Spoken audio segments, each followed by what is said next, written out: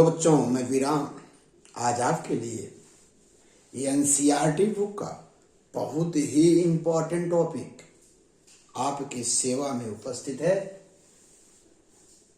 धारावाही कुंडली के अक्ष या अक्ष के अनुदिश, फिर से धारावाही कुंडली के अक्ष पर या अक्ष के अनुदिश चुंबकीय क्षेत्र बहुत इंपॉर्टेंट टॉपिक है बेटा।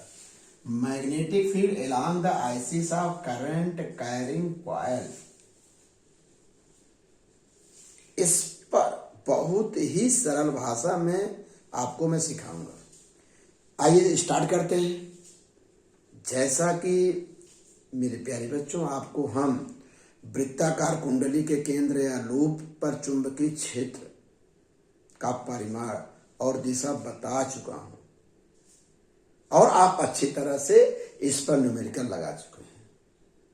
तो वो कुंडली के केंद्र पर चुंबकीय क्षेत्र निकालें। आप कहां निकालना है? कुंडली के अक्ष पर। तो यह मान लीजिए एक कुंडली है, इसका जो अक्ष होगा इसके केंद्र से जाएगा। ये जो अक्ष देख रहे हैं ये बेटा, ये इसके किसी बिंदु पर आप चुंबकीय क्षेत्र का परिमाण निकालना है और दिशा बताना है किसी पॉइंट पर। पहले हम कहाँ निकाले थे? इसके सेंटर पे निकाले थे। अब चूंकि बेटा ये 3 डायमेंशनल है, ये क्या है? कुंडली क्या होगी? अगर उसके अक्ष पर निकालेंगे तो क्या हो जाएगी? एक्स वाई जेड तीनों प्लेन में बनेगा मामला। क्लियर कट हो गया? इसके अक्ष पर निकाल, लेकिन माइंड में आपके ये रहेगा कि 3 डायमेंशनल है कुंडली। जो अक्ष पर निकाल रहे हैं क्या है? 3 बीमी है, लेकिन प्लेन में बना रहे। ब्लैक बोर्ड पर क्या होगा? 2 डायमेंशन होगा, एक्स और वाई। जेड माइंड में रहेगा। क्लियर कट हो गया? आगे सबसे पहले जल्दी से प्यारे बच्चों ये फिगर बढ़िया से बना लीजिए। बन गया। अभी क्रमवार आपको समझा देंगे तो आप फिगर के बारे में अच्छी तरह सीख जाओगे, फिगर कैसे बना है। लेकिन बहुत अच्छा, आप इसके नीचे पर लिखिएगा। फिगर के नीचे क्या लिखेंगे? चित्र में स्मॉल ए त्रिज्या की एक धारावाही कुंडली है जिसमें धारा आई, अस्थाई धारा आई प्रवाहित हो रही है। इस कुंडली के अक्ष पर, कुंडली के केंद्र से माने कुंडली के अक्ष पर, कुंडली के केंद्र से एक्स दूरी पर, फिर से इस कुंडली के क्या बाबू? एक्सिस पर, सेंटर से कितनी दूरी पर? एक्स दूरी पर एक बिंदु P है जिस पे चुंबकीय क्षेत्र का मान ज्ञात करना है। क्लियर कट हो गए? अब और आगे नए पैरा से लिखिएगा प्यारे बच्चों। कैसे लिखोगे? आप जानते हो अच्छी तरह से चुंबकीय क्षेत्र का परिमाण निकालने का धारावाही चालक का एक ही नियम है, वो भी बायो-सेवर्ट नियम। और बायो-सेवर्ट के नियम का जब आप प्रयोग करते हो तो उस धारावाही चालक को लघुखंडों में बांटते हैं। उसी क्रम में आइए इस धारावाही कुंडली को छोटे छोटे लघुखंडों में क्या कर देते हैं? बांटते हैं। मान लिया एक खंड डीएल है जो कागज तल के लंबवत है और इस डीएल का बिंदु P से दूरी R है। क्लियर हो गया? तो बायो-सेवर्ट के नियमानुसार, मैं लाइन से लिखिएगा, पूरी भाषा लिखिएगा।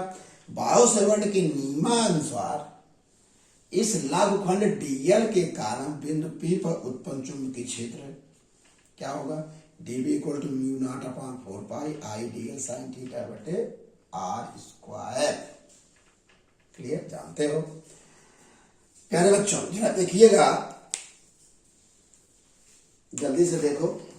यह इसका इस कुंडली का लघुखंड लिए ना, ये इसी पॉइंट पे निकाल रहे हैं। ये लघुखंड है और ये आपका क्या है? R है।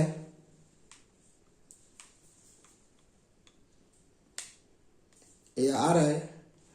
तो अब लघुखंड यहाँ है, ये R, इसके बीच का कोण क्या होगा? यहाँ 90 डिग्री। इसका मतलब होगा लघुखंड डीएल और बिंदु P को मिलाने वाले R के बीच का जो यहाँ एंगल बनेगा, क्योंकि 3 डायमेंशनल है, यहाँ 90 डिग्री होगा। अब यहाँ 90 रख देंगे तो लघुखंड डीएल के कारण जो चुंबकीय क्षेत्र निकला म्यू, अब बराबर नीचे बराबर लिखिएगा, म्यू नॉट अपॉन 4 पाई IDL बटा R स्क्वायर। समीकरण क्या बन जाएगा 2। फिर बेटा एक चीज और यहां लिखिए, दक्षिणावर्ती पेज के नियमानुसार क्या बाबू, डीबी की जो दिशा होगी, यहां लिखना पड़ेगा आपको, डीबी की जो दिशा होगी दक्षिणावर्ती पेज के नियमानुसार होगी, और दक्षिणावर्ती पेज के नियमानुसार होगी। जरा देख लो बेटा, यहाँ इस पी पर निकालना चाहते हो, धारा ऐसे प्रवाहित हो रही है, तो दक्षिणावर्ती पेज के जब नियम लिखते हैं, लेकिन सरल नियम क्या है, दाएं हाथ की हथेली का नियम। अब जब ऐसे अंगुली धारक अंगूठा धारक दिशा में रखेंगे और चारों अंगुलियां उस पॉइंट पर, तो आप ये देख रहे हैं ऐसे होगा ना, तो अर्थात बी की दिशा जो होगी इस रेखा पर 90 डिग्री होगी। या देखिए डीबी की दिशा होगी ये, इसके बीच कितना कोण बनेंगे 90 डिग्री। अब चूंकि लघु के सिमेट्री के लिए एक छोटा खंड इधर भी ले लिए हैं, वही बात यहाँ इसके बीच में देखो, इसके और इसके बीच में कितने अंश कोण बनेंगे 90 डिग्री। बी की दिशा दक्षिणावर्ती पेज के नियमानुसार होगी। देखो अब चूंकि 3 डायमेंशन ये रखोगे तो ऐसे बनेगा, देखो यहां से देखो 3 डायमेंशनल लेना बेटा ऐसे। अब अंगूठा ऐसे रखोगे ना ऐसे, तो इसी के इस पर क्या होगी 90 डिग्री कोण बनाएंगे। इसका मतलब ये कितने अंश कोण हो गया 90 डिग्री। अगर यह कोण हम अल्फा लेते हैं, ये कोण मान लीजिए कोण अल्फा है, तो ये पूरा 90 डिग्री है, ठीक। जब ये 90 डिग्री है, क्लियर हो गया। और अच्छा ये कोण कितना हो गया, कहेंगे 90 माइनस अल्फा। अरे भाई यहां पर हम क्या किए हैं, लंब गिरा दिए, तो ये पूरा कोण कितना अंश होगा, यहां से लेकर 90 डिग्री, तो यहाँ ऑलरेडी अल्फा है, 90 माइनस अल्फा। अब इसके और इसके बीच भी 90 डिग्री कोण है, क्योंकि डीबी की दिशा इस पर लंब होगी इस तल पर। तो अब जब ये क्या है, ये 90 माइनस अल्फा है, पूरा 90 है, तो निश्चित रूप से ये भी अल्फा होगा। क्लियर, फिर समझा देते हैं आपको। हम क्या किए बेटा, ये अल्फा मान लेते हैं, यह कोण जो है अल्फा मान लिए, और इसके बीच एक यहाँ लंब डाले हैं, इसके बीच का कोण 90 डिग्री होगा, तो ये कोण होगा 90 माइनस अल्फा। और फिर देखो डीबी और इसके बीच का कोण 90 डिग्री है, तो निश्चित रूप से ये क्या होगा अल्फा होगा। समझ में आ गया। इसका मतलब ये आप डीबी जो है अल्फा कोण, आप डीबी को 2 घटकों में वियोजित कर सकते हो। जो लाभखंड एल द्वारा उत्पन्न हुआ चुंबकीय क्षेत्र, एक लाभखंड द्वारा डीबी 2, एक अल्फा के साथ डीबी का अल्फा होगा, और अक्ष के अनुदिश होगा डीबी साइन अल्फा होगा। अरे आप पहले से हमेशा थीटा के साथ हम क्या लेते हैं, कास लेते हैं। जिसका मतलब अक्ष के लंबवत डीबी को 2 घटकों में विभाजित कर सकते हैं। अक्ष के लंबवत जो घटक होगा डीबी कास अल्फा, और अक्ष के अनुदिश या समांतर जो घटक होगा डीबी साइन अल्फा होगा। आप प्यारे बच्चों, चूंकि तो एक लव ऐसे ऐसे कितने होंगे, अनेक लघुखंड है, सबके कारण क्या होगा, तो लघुखंड लंबवत घटक क्या होगा, लंबवत कंपोनेंट क्या होगा डीबी साइन थीटा। पूरी जैसे हमारी अंगुली चारों तरफ होती तो क्या होती, अक्ष के लंबवत सिमेट्री में होंगी, अर्थात इनका नेट 0 हो जाएगा। अक्ष के लंबवत जो घटक डीबी कास अल्फा है, तो एक के लिए ऐसे इधर भी होगा उधर भी होगा, एक दूसरे क्या कर देंगे, निरस्त कर देंगे।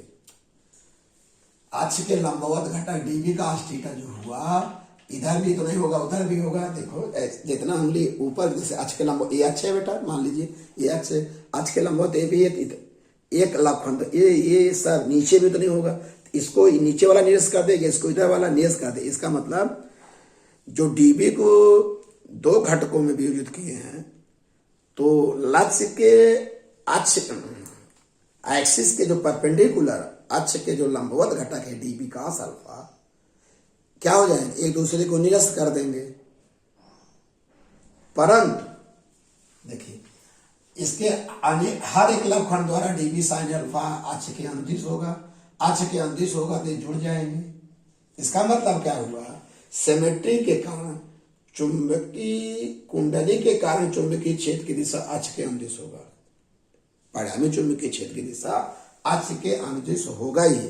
अक्ष के लंबवत सिमेट्री के कारण जो नेट मैग्नेटिक फील्ड होगा डीवी कास अल्फा का वो 0 हो जाएगा, क्योंकि एक दूसरे को क्या कर देंगे, निरस्त कर देंगे। क्लियर हो गया। अतः से बाइसिमेट्री सममिति से कुंडली के कारण जो चुंबकीय क्षेत्र होगा अक्ष के अनुदिश होगा। अतः संपूर्ण कुंडली के कारण अक्ष के अनुदिश जो चुंबकीय क्षेत्र होगा ये होगा, जल्दी से लिख लो बेटा, जल्दी से करो, ये होगा dv equal to μ0/4 ideal sine alpha बटा आर स्क्वायर। अब चित्र से ये चित्र बना है तो कास अल्फा बराबर है लंब बटे कर्ण, ये कर दिए, वैल्यू रख दिए बेटा, जल्दी से वैल्यू रख दिए। अब चूंकि आल कांस्टेंट वैल्यू बाहर कर दिए, डीएल देखो, डीएल सब जोड़ोगे तो ये कुंडली की जो परिधि होगी अर्थात 2 पाई ये होगी, ये कर दिए। समीकरण क्या बन गया, 4 बन गया।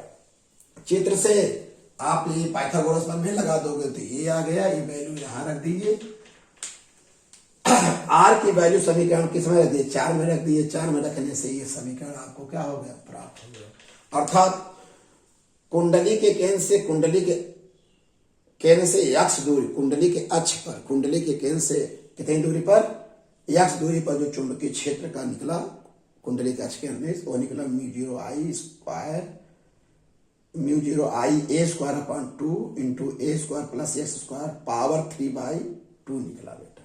यदि कुंडली में फेरों की संख्या कैपिटल एन हो, सबका परिणामी क्या होगा, b equal to μ0NIa²/2 a² plus x² power 3/2, ये होगा मेन फार्मूला। ये किसके लिए निकला, कुंडली के अक्ष पर।